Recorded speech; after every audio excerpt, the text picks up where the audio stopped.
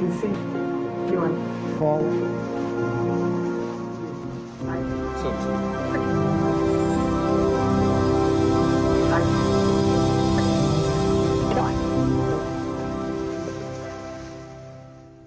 1992 was a year of kings. There was the LAPD beating of Rodney King, videotaped from an apartment balcony, and the hovering coverage of TV cameras and helicopters circling the city as the public rebelled. It was nearly 25 years after the assassination of Dr. Martin Luther King, and Bill Clinton, a child of the 60s, was campaigning to become commander-in-chief, a king among the contenders.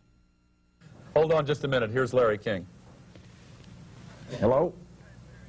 Then there was Larry King, who was anointed as the father of talk show democracy because TV viewers could phone his program and ask the candidates questions on the air.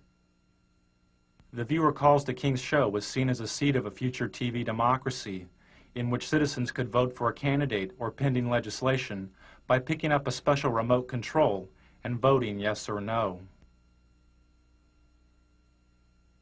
Taking viewer calls on Larry King's show is TV evangelist Pat Robertson, whose organization, the Christian Coalition, seeks working control of the Republican Party by 1996. I'd like to ask Mr. Robertson two quick questions. One, what he thought about the Bush Quail commercials. Were they effective? Should they have had more family values on them? Also, how can you say you want a party of inclusion when you're so blatantly anti-gay? Behind the scenes and off the air, Robertson's media advisor tells Robertson how to turn around or spin the caller's question. You take the one sentence, turn it around, go to another issue. Remember, you're answering the questions. Okay. You can talk about anything you want to. Well, I am moved. I want a kinder and gentler nation. This Bush campaign phrase was written by spin doctor and speechwriter Peggy Noonan. Because America is so infused by media that we are all spinning in a way. We're embellishing our story. Embellishment is okay. There's... What's not okay? Where does spin the begin? The disingenuous part, the calculating, this isn't the whole truth part. If he tries to corner you on Buchanan, do the same thing, slide off it. Go back to the inclusion. You gotta expand the party, and you gotta bring everybody together. You can't worry about the problems of 1992. You gotta look ahead to 96. Focus on the future.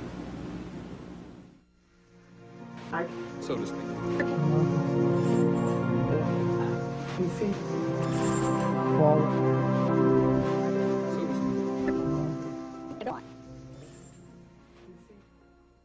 Anyone with a home satellite TV system, like the ones you see in bars or in people's yards, could have picked up Robertson and his spin doctor chatting off air. Dish owners are able to receive two types of TV. One is the regular TV programming you normally see on cable or the broadcast networks. Is that Helmstead still the next one? The other type of TV is the satellite feed, in this case the feed of George Bush and Larry King chatting during a commercial break. Kind of weird being seen around the world. Technology. It's amazing. I think Saddam Hussein is watching this very much.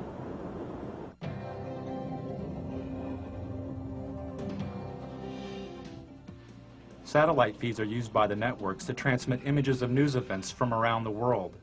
An event covered by the network is transmitted up into space to a satellite. The satellite receives and retransmits the image of the event back down to Earth to the network's headquarters, where the video image is edited and contextualized as television. The home satellite dish owner can watch regular TV, or they can tune in the satellite feed and see the event before it has been packaged by the networks as television. In 1992, I bought a couple of satellite dishes and spent the entire year flipping through the channels looking for feeds. I'd lock onto a satellite and go channel by channel through its transmission, recording the feeds. Then I would move on to the next satellite, and the next one, and the next one. By the end of the year, I'd recorded more than 500 hours of feeds. Don't put a lot of that garbage on it. What is this? Are we on the national... Can we turn that on? I don't want to be on national television being discriminated on. We're just turning the camera away from him, so you can be made up. Some of the feed guests knew and some didn't know their images were being broadcast, unscrambled and visible, to over 3.5 million dish owners across North America. Those who knew they were being watched attempted to stay out of satellite TV's wide frame. But after spending hours a day inside of a television studio, television had become their home.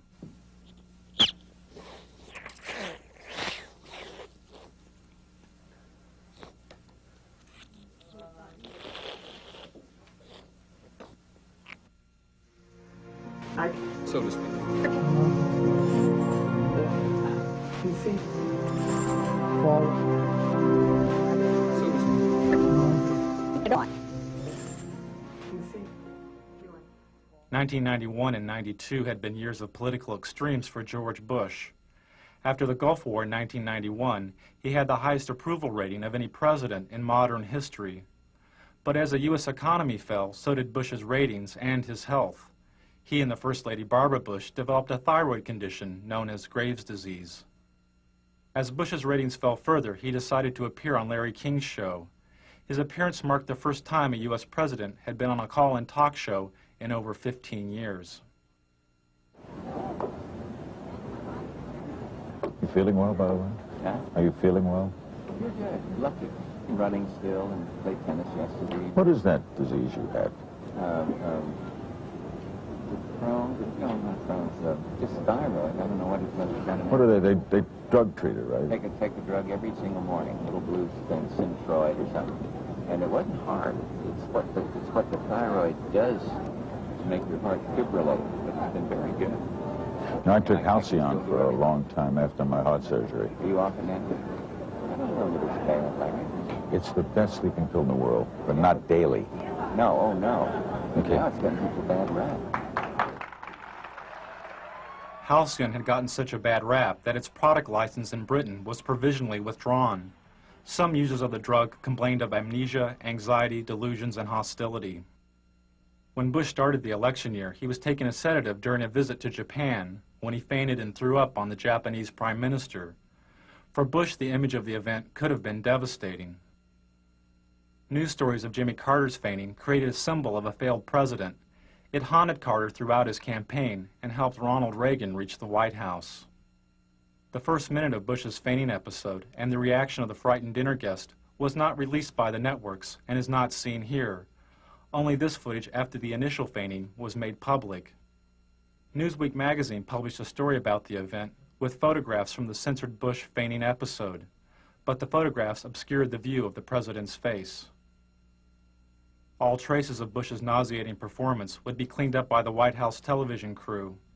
Even this mantle photo of Bush's face next to a white baby's blanket may have looked too much like his face in Barbara's white napkin in Japan.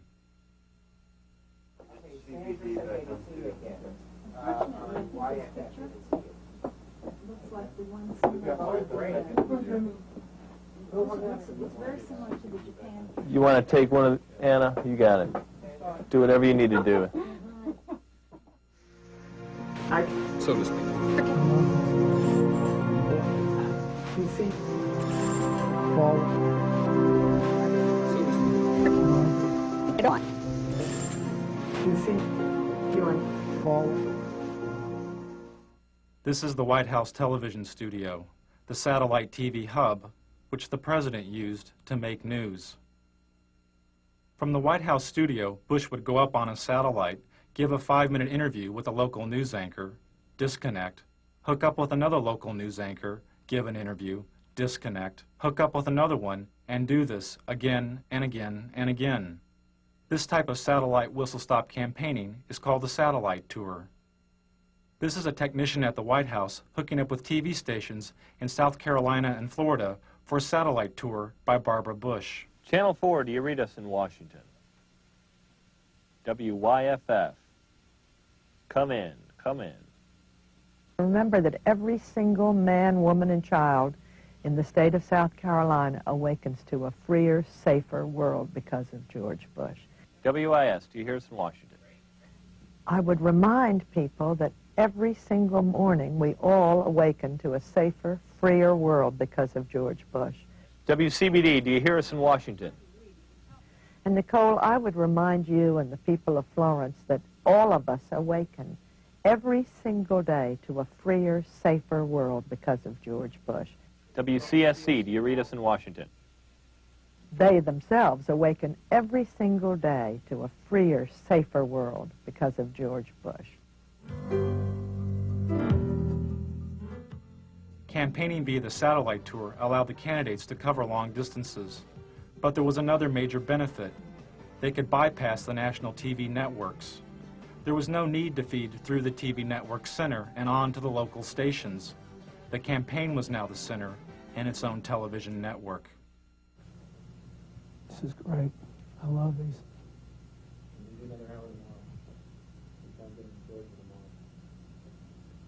Can we do any more? We do some now. We do those two now.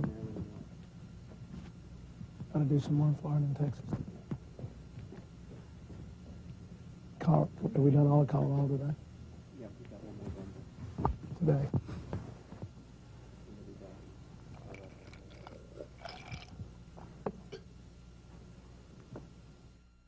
Another way the candidates made news was by creating their own TV news stories called the video news release. The video news release was given free of charge to local TV stations. Sent via satellite by the candidate, the video news release consisted of a campaign-produced TV news segment, complete with intro text for the local TV anchor to read, and a news story edited by the campaign. I feel I have the experience and leadership to take America in new directions. One new direction, Job Training 2000. Mr. Bush's plan to retrain blue-collar workers and the unemployed for new job opportunities. The country's 11 largest business organizations endorsed. Nearly all the major candidates placed a video news release on local television, and nearly half the local TV stations which aired the releases didn't report that they had been produced by the candidate. For instance, this story's reporter, Michael Caputo, wouldn't be identified as working for the Bush campaign. Primaries March 17th. In Washington, this is Michael Caputo reporting. The campaigns had to pay out of their own pockets to produce the satellite media tours and video news releases. But their best and cheapest way of making news was through the TV talk shows. And the candidate's talk show of choice was CNN's Larry King Live, which made the front page of the New York Times 57 times during the election year. Before Al Gore was famous, Tammy, on his book tour, he drove over to Mutual Network all by himself, came up in that great Crystal City elevator. I still remember the day I became famous. Yeah. When your column in USA Today came out. On that thing, on that book. I always remember the card you sent me. For the networks, making news meant making profits, as the candidates made nearly 100 talk show appearances. Tell Bill if he'd do that thing in New York, it would be terrific. He's so good at this. Clinton. Yeah, yeah. One of the problems with staying on the bus too long is the two of you guys are so good on media. Towards the end of the election, candidate appearances increased TV talk show ratings an average of 40%. You know what you ought to do? You ought to come out on the bus trip with us one day. We could do a joint interview from the bus. Larry King said the campaign ratings bonanza turned the election into a TV miniseries like Roots or The Thornbirds. We're out of time. You can invite us on the bus. Okay. We have plumb run out of time. Thanks for coming, Al. I'd like to invite you to come on the bus with us. 1992 was probably an historic first, as a major network's advertising revenues from its political coverage made more money than it cost to report the campaign. For CNN, the election was a watershed, as the network received its highest ratings since the Gulf War. But I want him to finish the thought here. That's the one break we have to hit live. It's an around-the-world break. Hard to believe we're being watched in 151 countries. It's scary. I'm in Israel. I'm at the Wailing Wall. True story. Israel. Never been there before. There with my brother. I'm Jewish. It's my culture. Stand there as an old rabbi, davening. He's praying. Old, a religious Jewish man. He looks up at me and he says, "What's with parole?" Swear to God. What's with Perot in Israel? I love it. It's crazy. Ted Turner changed the world. I'm a big fan of yours. Is it? He would serve you, bastard. You know what I mean? I'm really surprised. He's ready. What's he got left in life to gain? After you're elected, think about it. No dope. That's for sure. Great guy to work for, too.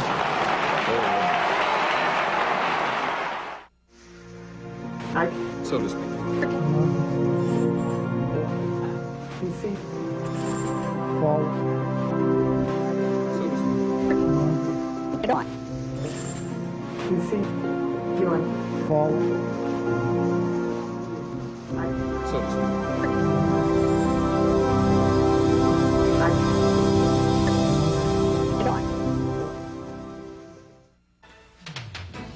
Amid continuing allegations of tabloid reports pointing to extramarital affairs, Arkansas Governor Bill Clinton is this noon campaigning across the South. Hello, Mike. Everybody in America who's had problems in their marriage, who either wound up divorced or who got back together, votes for me. I'm a shoo-in. Can you hear me? I figure if everybody in Maryland who's ever had trouble in their marriage and they're still together, or who's ever been divorced, votes for me, I'm a shoo-in. Hello? And you know, if every American couple who's either been divorced or had problems and stayed married votes for me, I'm a shoo-in for re-election. I think the American people are smarter than the pundits. Before Clinton was shooed into office, he had to compete against a host of other Democratic candidates. The media focused on 4 of these candidates, but Larry Agron was a 5th candidate the press did not report on. There's no makeup here? During the 1992 U.S. Conference of Mayors, the New York Times reported that, quote, dozens of mayors seem to agree on one thing. The single candidate who truly understands urban needs is Larry Agron, unquote. They promised to bring this stuff over. None of the networks mentioned Agron's presence at the convention. How about if I run over that Super Saver? One of Agron's staff had to run over to the Super Saver and buy some makeup because the network had broken its promise to provide it. This was typical of the media's treatment of Agron. When he appeared at this Democratic candidates forum, this Associated Press photo simply cropped Agron out of the frame. During the New Hampshire primary, the TV news reported the polling numbers of the top 5 Democratic candidates: Brown, Clinton, Harkin, Kerry, and Tsongas. When Agron moved into a 3-way tie with Harkin and Brown with 2% of the vote, most of the TV news didn't mention Agron.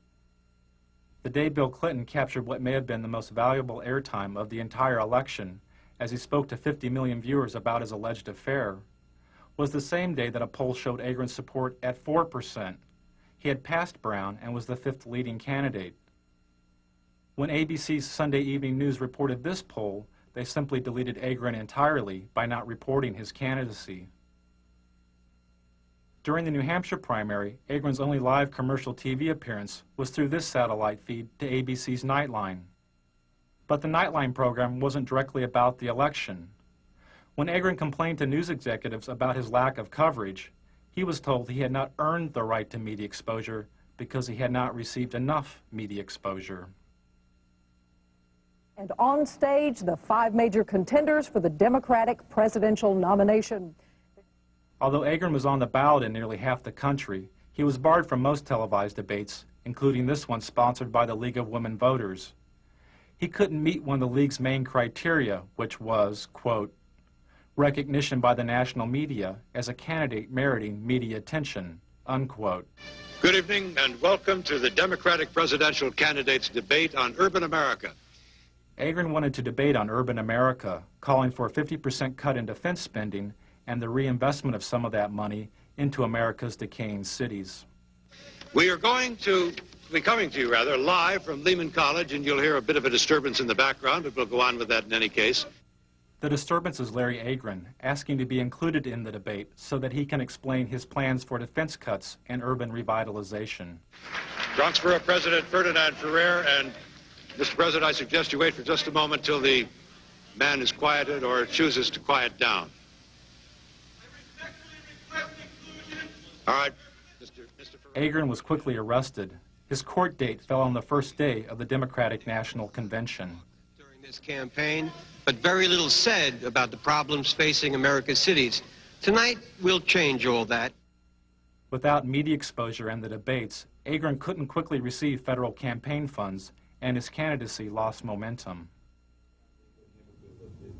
You look all right on camera. What's that? You look all right, there's no hot spots. Really? Okay. Well, you I got a mustache that shows through here. Okay, why don't you go get some stuff, Mike? Oh, yeah. There we go. Campaign funds. The Democratic Party refused to include Agron in the debates or speak to the networks on his behalf. Agron talked about his exclusion, saying, "I've challenged my own party for its continuing complicity in Cold War thinking, Cold War rhetoric, and Cold War budgets."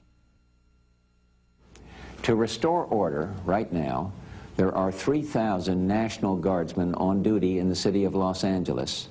Another 2,200 stand ready to provide immediate support. So to speak. PC. Forward. So to speak. Get on. PC. Doing forward. Oh, what a beautiful morning. In 1992, the networks had their own solutions for urban decay. This morning we're here looking for solutions. CBS looked for solutions at LA's Martin Luther King Hospital.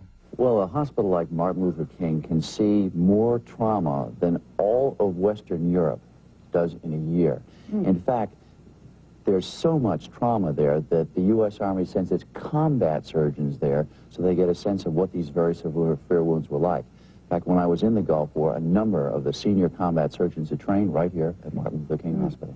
Dr. Bob, thanks. Before he went on air, part of Dr. Bob's diagnosis was cut out because it was too obtuse. Yeah, sort of what's your impression? Because my impression is, you know, places like South Central LA, around the country, look more and more like real third world countries, or third world countries without the hope. That is, they had no medical care, they had no real economy, and yet in a third world country, it's developing. There's some onward development. There's some vision for the future. Well, your impressions of medical care are you talking about? I think that gets too obtuse. What if I were to ask about the level of the trauma care here has always been considered superior, has it not, to other parts of the country? Good. Yeah, 30 seconds. Yeah, it's the best, you know, Why gunshot. don't I say something like that? Okay. As the conditions of the cities became obtuse to the networks, they turned to the suburbs to render a verdict on the campaign. And later, eye on the campaign. You will see and hear some of the suburban voters who may very well decide this election.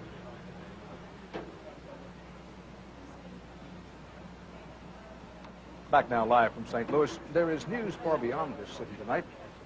In, what is this, in Hawaii, in Haiti. Oh, well, they all look alike.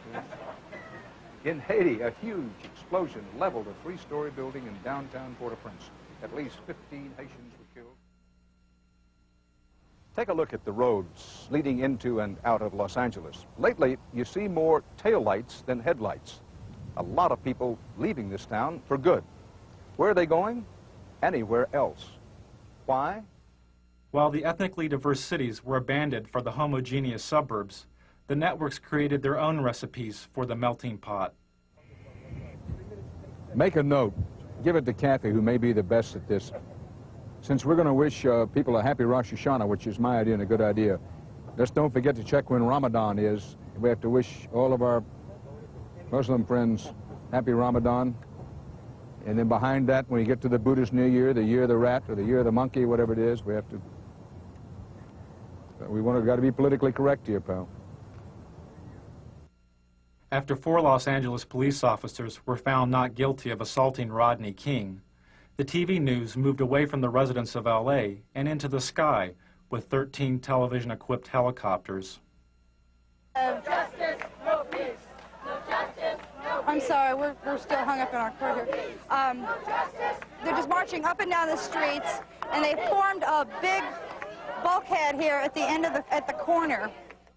The distant coverage in the sky was emulated on the ground by the scarce street reporters who tried to glide by without speaking to the protesters of the verdict. With the chants, no justice, no peace is what they're chanting. You can hear them now. We can still going here.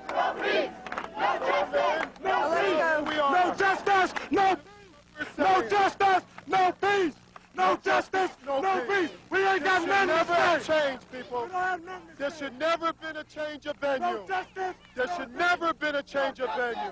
And as a result, this is what you have. This is what you have. There's not Crips down here. There's no Bloods down here. There's just concerned citizens down here that don't like the way the system is done. This is what we're talking about. Could you tell me, sir, could you tell me? Could you tell me? Okay, they're off. You did that, they cut us. Huh? They cut us when you did that. No justice, no peace. The voiceless scenes from South Central LA, where nearly 50% of the children live in poverty, was contextualized by the $600,000 a year TV news anchors. As the looting goes on in a senseless fashion, people arguing for sanity on the one hand, simultaneous looting in a random fashion for things that people can't even use. 25 years ago, the media's coverage of the riots in the Watts area of Los Angeles was called racially divisive by the federally empowered Kerner Commission. The commission was formed in order to find the root causes of the urban violence of the late 1960s. It found that one cause was the massive economic collapse and poverty of the cities. The other was the media. The Kerner Commission found the media guilty of failing to communicate to all ethnic groups the complex and fundamental problems of race relations. This LA news anchor made these comments moments before reporting the verdict in the second LAPD beating trial of Rodney King. Okay, I'm standing by, ladies and gentlemen. We don't have shit to say. We don't have anything to do, but by God, the management of this company deems it necessary that I come on the air in the morning and shock the shit out of all of you. In just half an hour from now, the jury in the federal Rodney King beating trial will be back in session. The Kerner Commission said media's failure to communicate was caused in part by the media's shockingly backward hiring practices. Hardly any people of color worked as TV news directors, the people who set policy and make decisions. Television responded to the criticism by hiring cameramen, clerks, and makeup artists that were African American, Latino, and Asian American. For each of these ethnic groups, the number of TV news directors is a few percentage points above zero since the Kerner Commission's verdict 25 years ago. You announce that they get rid of their gate tomorrow and they'll stop tomorrow. You announce that. As the networks covered over the voices from LA, the candidates told the story of their own. I felt anger. I felt pain. I thought, how can I explain this to my grandchildren? His was very effective. Yeah. What? Bush's story was great. No, and also when he talked about talking with Barbara and your kids about How to explain this to my grandchildren was great. And given the fact that this is a presidential election year, it's also a challenge to the man who would challenge the president for the country's leadership. But if you can really tell one good story about you.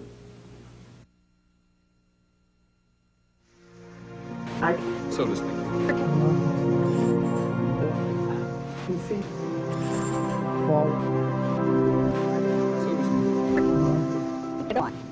Of course, everyone knows the old rhyme. In 1492, Columbus sailed the ocean blue. We know his voyage took him to the New World, and his arrival changed the world forever. But beyond that, much about Columbus remains the subject of some dispute.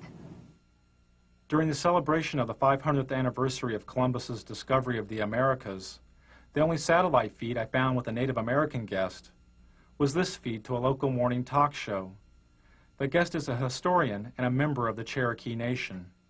As you said he presided over death of 250,000 people. No, that wasn't at his own hand. That was others who followed him and disease and that sort of thing. But he couldn't control I'm talking about like his first 2 years here, 250,000. It's pretty well documented. He took his interpreters, he took his guides as slaves. He chopped off the hands of anyone over 14, any male over 14 who couldn't bring him gold. He took women as sex slaves for his men. Dr. Mattei, I want to thank you very much for coming by. Thanks for spending some time with us this morning on the Good Morning Show. You're welcome. That was brief. Okay. Hopefully painless, sir. The painful lessons of Columbus's past were never mentioned as the networks debated his legacy. Interesting debate. I'm not sure we settled it this morning, but we appreciate trying. That's true. Thank you both. Thank you. And we'll be back with more of our special edition of Today on Governor's Island right after this.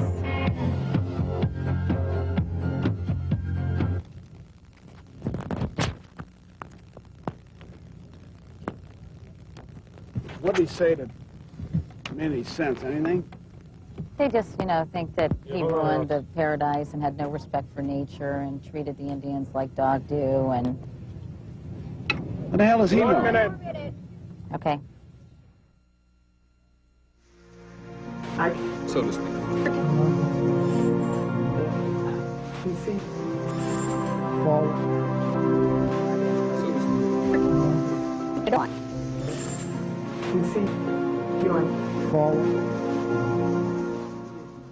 I think I'm pregnant.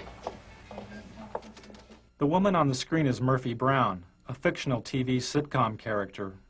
Doesn't help matters when primetime TV has Murphy Brown. He is talking about you. Epitomizes today's intelligent, highly paid... Vice President Dan Quayle blamed the LA riots on its citizens' lack of family values, instilled in part by the Murphy Brown TV character. He said it was not economic poverty, but rather a poverty of values promoted by the Brown character, which caused the burning of LA. Highly paid professional woman, mocking the importance of fathers by bearing a child alone and calling it just another lifestyle choice. Politicizing sexuality was not new to Washington. I'm an executive producer. I'll just executive produce this baby. Sexual politics helped Ronald Reagan reach the White House and gave birth to the new religious right.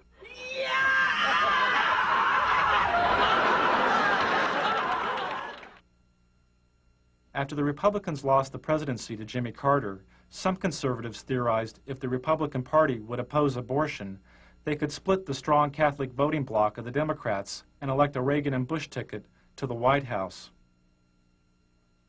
As a senator, George Bush was against outlawing abortion.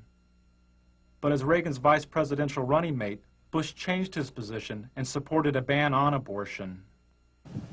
Well, you haven't given us any specificity about where you stand on this, Senator. In the past, particularly in the House of Representatives, you voted against federal funding for abortions, and that meant for poor women. In some circumstances. Well, tell us the circumstances, please. All right. The circumstances debated have involved rape and incest and life, where the life of the mother is in jeopardy. As a congressman, Al Gore voted against using federal funds for abortion. But as a vice presidential candidate, he changed his position and supported using federal funds for abortion as part of the Clinton health care plan. That's what freedom is all about. That's what tolerance is all about. That's what our country stands for. Well, I'm still confused. I'll try one more time. When you voted against federal funding for abortions, except under the three circumstances you outlined, had your vote carried the day, you would have imposed your belief on poor women in this country. There was no and there is no national health insurance program today. We do not have the kind of comprehensive coverage. After the abortion questions, Gore's media advisor tells him how to turn around or spin the A question.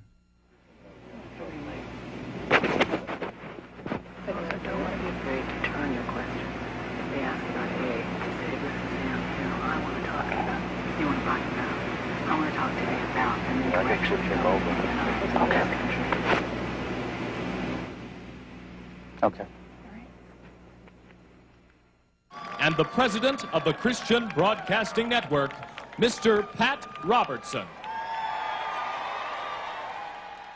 The 1992 Republican National Platform called for a complete ban on abortion, Nearly 30% of the platform committee was controlled by the Christian Coalition and its president, Pat Robertson. The goal of Robertson's Christian Coalition is to gain working control of the Republican Party by 1996. I have 2 television networks. I have 3 radio news networks. I'm starting Standard News. I have 50 reporters right now working for me that are very fine. Robertson's reporters work for his Christian Broadcasting Network, or CBN. Through the 700 Club, CBN News reports reach over 43 million homes in the U.S. Operation Rescue has targeted 5 abortion clinics in Buffalo for a minimum of 2 weeks of activities aimed at shutting the facilities down.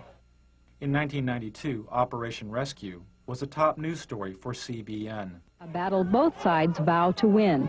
Andrea Francis, CBN News.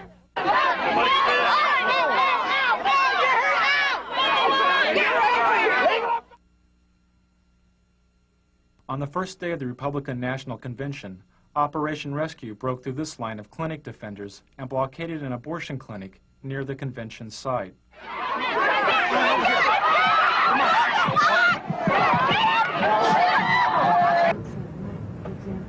That same day, Robertson had this discussion with a CBN staff person. I have sent word to keep that Operation Rescue. I don't want one word on this program this week about Operation Rescue. Well, we're not. We're not. I don't want to cover it. I don't want to talk about it. And I want you to do it. That same morning, Republicans who supported women's right to choose an abortion held a rally in Houston led by Ann Stone. Ann Stone, that much rally. I mean, we felt like we should cover it as in Don't cover anything about the abortion debate any longer. It doesn't matter. They passed the platform. We need to get cameras covering our rally, our God. Oh, we're there. We're going to be there. And Does it start? and then you need cameras It's crunch shooting time for President George Bush. or me sitting in the vice president's spot. Various things. You can We can have see this. Both. Both. 5 minutes before. But I believe in objective news. I believe in balanced news. I don't want to slant the news. I just want to tell it like it is. How many camera crews do We have 2 here. You get 2 reporters, and you stick those cameras in the face of anybody you want to, and start asking a question. Hey, You Lou. want to ask a tough question, ask a Let tough them question. know Don't be right now nice. we haven't seen I mean, get out there. Don't even say who you're from. He doesn't show them. We'll just go from there. What do you think is the president of Texas? You think this thing is there might be a military gimmick? You think that's election? I mean, And then Pat will discuss with them you know what I'm saying? I mean, and the camera right in their face. Senator, go up and ask you a question. Boom. We'll do. We'll do it. If they want to play hardball, we play hardball. I'm not sure at that point there's going to make a whole lot. Televangelists play some of their hardest ball at the expense of the gay community by using the AIDS crisis. 52-796. It was a squeaker, but we made it. And the totals are going. By 1985, viewers were giving an estimated $100 million a year to Robertson's TV program. When televangelist Jim Bakker was sent to prison for mail fraud, and Jimmy Swaggart was caught with a prostitute, viewer donations to televangelism plummeted. A lot of broadcasters are gone. Some needed to, some it was financial pressure. Televangelist Jerry Falwell's ministry was nearly bankrupt. Then he sent out a fundraising letter which claimed AIDS-infected homosexuals were purposefully infecting citizens by knowingly giving their AIDS-infected blood to blood banks. In the fundraising letter, Falwell said, quote, "They know they are going to die, and they are going to take as many people with them as they can," unquote. His ministry was revived.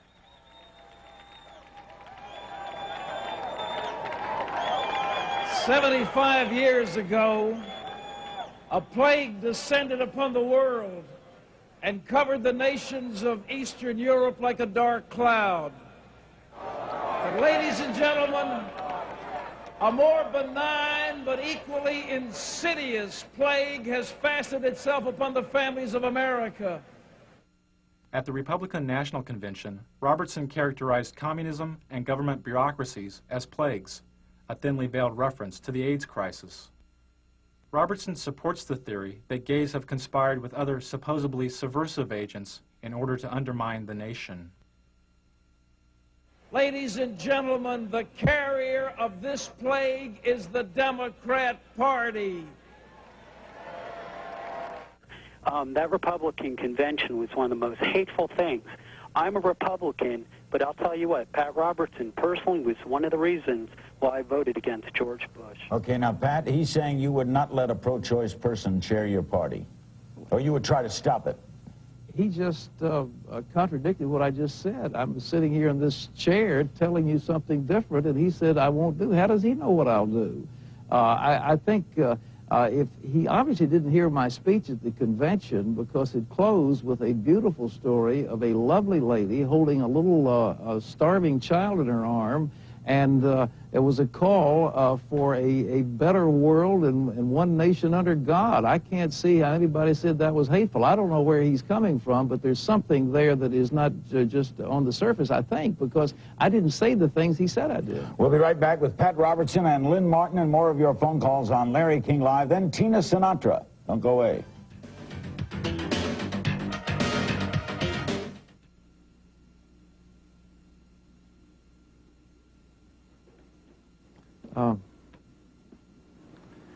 That guy was on. Yeah, sure alive. Eating the gravel.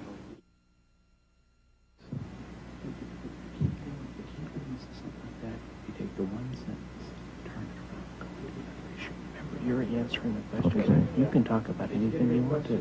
Yeah. What's that? Did you get a good question? No.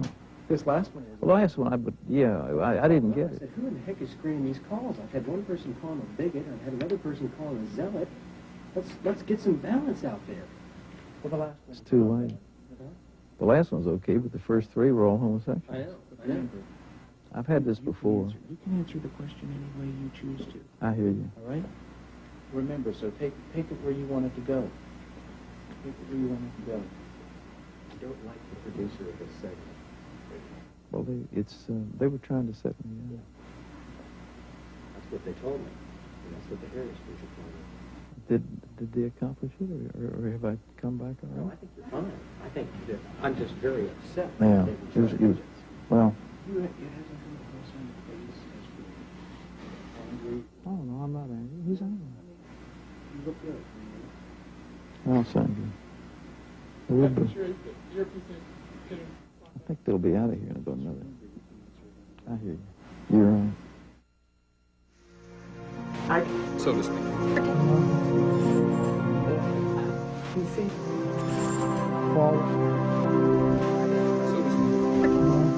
Get on. You see? Feeling forward. According to research and polls on the 1992 election, the information source which Americans valued more than TV news and TV talk shows was the presidential debates. And this would mean that there would be 4 televised presidential debates, more than ever held in any presidential election. And if Governor Clinton is serious about debating, he will accept this challenge, and he will instruct his campaign officials to meet promptly with my campaign officials to work out the details directly between the parties. Let's get it on. Bill, baby, let's do it. Get it on, as we say. Let's get up there and get it on, side by side. Sunday night, Mr. Bush is going to go on Larry King Live. So what I think is, Larry King ought to have us both on there and let the American people call their questions in. That's what we ought to do. Then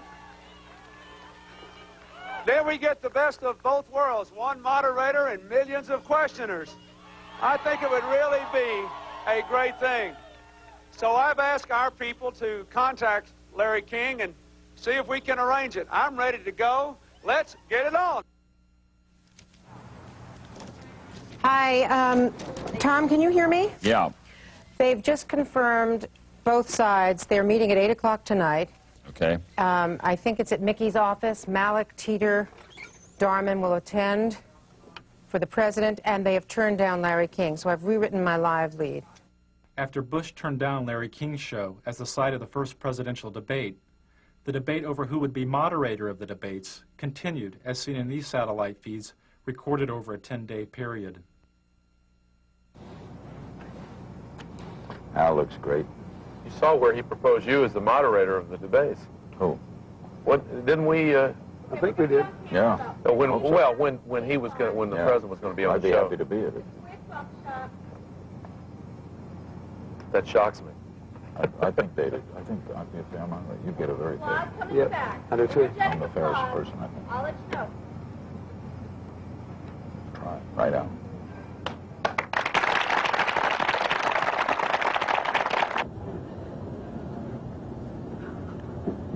You're doing great. I will tell you. I'll be the first to tell you. Did they pick the journalists today for St. Louis? Did they pick the reporters? Not yet. Okay. Thanks. And I still think, you know, there's a lot of merit to that. Who's on Sunday night? We know yet? No, the moderator. I don't think so. We know yet. No, it hadn't been chosen. But you have input, they have input, Pro has input. That's correct. Right up my alley. That stuff right up my alley. No one would get it in the edge. What's that? Be fair.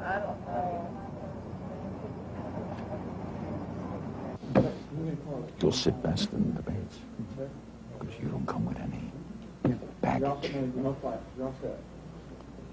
You could elevate it. Every time they talk about something silly, you say, come on. What are we wasting time? To me, you sit very effective. You could have a great effect on this election. Just let's go get it on. Get it on, so to speak.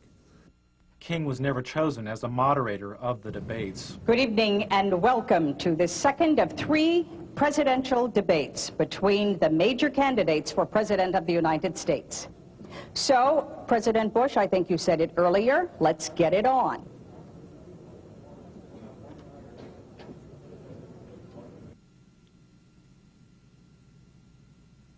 Good morning. The latest presidential polls show President Bush is closing in on Bill Clinton in the final week before the election. One poll shows the 2 candidates are almost even. A CNN USA Today poll shows Clinton and Bush virtually deadlocked. 4 days before the election, George Bush made his final appearance as president on Larry King's show. What a night, what a finish. What a year for me. Huh? A year for me, it's been unbelievable. Changed the world. It's different. CNN poll today?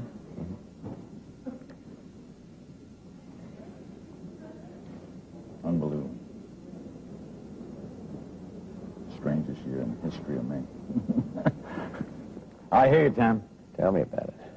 What? Tell me about it. Hold on. God, I got a darn cold. Got a cold? Fever. Some of my brothers in the drug business. All the points. Light cold.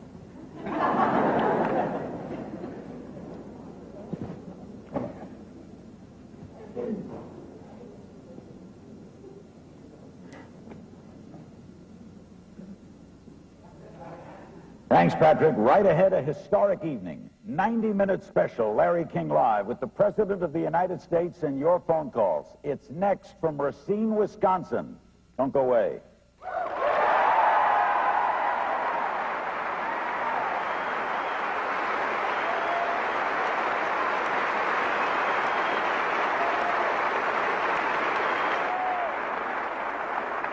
My brother's in the pharmaceutical business. He says there's a new pill coming from Israel, better than housing. Me for sleeping or decongestant? Great.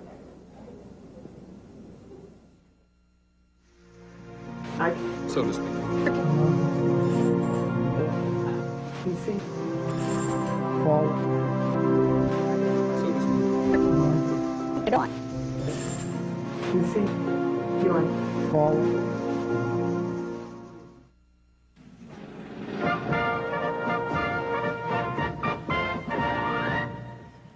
We're back. It's now shortly after 9 o'clock in the east. Polls are still open in the west, of course, in the mountain time zone as well. There's a winner in the Rocky Mountain states, Colorado, 8 electoral votes. Perot was a big factor, taking away... 3 years after Bush's defeat, the Christian Coalition tripled its active membership to 1.5 million members. Clinton's taken New Mexico, according to them. Its annual budget has more than doubled, and the coalition holds virtual veto power over the Republican nominee for president in 1996. Rhode Island. Delaware. Mr. Roberts, would you like to reorganize the Republican Party around the Christian tenets that you hold so dear? I would like to see a winning coalition like Ronald Reagan had. I think we've got to get economic conservatives together with social conservatives and some who are foreign policy advocates of the foreign policy initiatives that we've seen very successfully over the last 10 or 12 years, and to put together that coalition. And I think that the last thing we need is recrimination and finger pointing and that sort of thing. It's good. The Republican Party would probably have a splendid opportunity if we have some economic collapse in the next 2 or 3 years to come back strong in '96. Pat Robertson, thank you very much. Thanks. Frank Gumble? Tom, that's the closest we've seen to the start of what might be a round of finger pointing. How much of it do you think we are going to see? Well, I think that the Pat Robertson movement, and he's not the only one who's involved in it, is very important and to some Republicans a little terrifying right now because they're very well organized. He says we're very important and very well organized in county by county. Yes, the new religious right. They'll organize out of sight of the conventional machinery and then go out and win.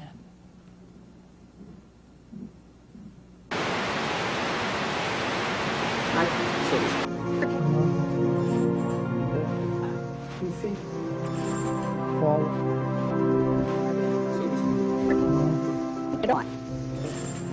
PC. Forward.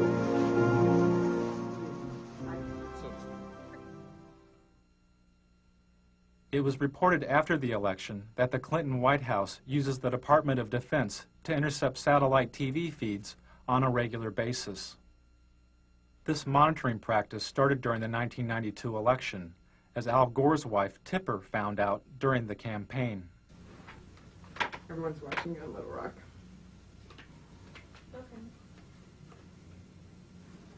They're watching these satellite feeds? Oh yeah, we can, you know, that we pull it whenever any of you all do a satellite tour, they pull it down on Little Rock on all the monitors and the whole headquarters. Just the actual interviews, not this part. The Clinton campaign also intercepted the satellite feeds of the TV network news. Clinton strategists would watch the network's satellite feed of a network news story about Clinton. This would give the strategist the ability to respond to the story before it ever aired on regular network television. I think that his goal is almost within reach. Clinton's trying to lift his sights beyond the attack politics. 4 years. Feeling that his goal is almost within reach, Clinton is now trying to lift his sights beyond the attack politics of the campaign. Clinton also monitored the satellite feeds of his opponents. According to the American Journalism Review, the Clinton campaign intercepted the satellite feed of a Bush commercial 36 hours before the commercial aired on network television. But here's what Clinton economics could mean to you. $1,088 more in taxes.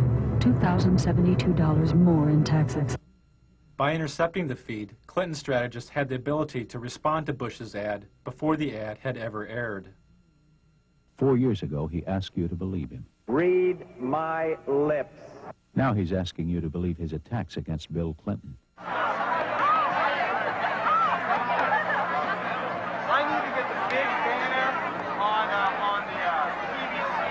I need to use it as a tool to flush out the Bush quail signs that say abortion right in the corner there in your copy. This is a satellite feed of a Clinton rally. The person you just heard speaking was probably one of Clinton's security team standing near an open microphone on the stage. The instructions he was giving may have come from Clinton's staff in Little Rock, which regularly monitored the feeds of Clinton's rallies. Don't point. I know. There's somebody who ripped that Dodger sign out of the pizza. Somebody's going to go They're there, that copy? Yeah. They're going to get in this place, too. That Washington's going to kill us, too. We can't block everything. Little Rock would watch the satellite feed of the Clinton camera slowly panning the audience like a surveillance camera. If they saw a protester at the public event, Little Rock could call the rally site to alert security. But whenever we do a live satellite feed of like a big rally or something, it was a really very interesting instance. The Buffalo rally, there were some protesters. And Little Rock saw it where the advanced people couldn't because they were backstage. So the desk, Dwight and those guys called the advanced people on the cell and said, no, walk 10 feet to the left. There's a sign in the camera shot there. Edge that guy over. I mean, so it's like Little Rock directed Buffalo and watched it dismantle on television. They watched the dismantling of a problem. Right. And they, you know, where the advanced person is in a sea of 2,000 people, Little Rock was able to say, move to, I can see you on TV. Now go 2 people over to your left. It was really very fascinating. High tech. Yeah, that's good. So that's why when they said there are shadows in your face, that was Little Rock calling, saying shadows on your face. Oh. See, everybody watches.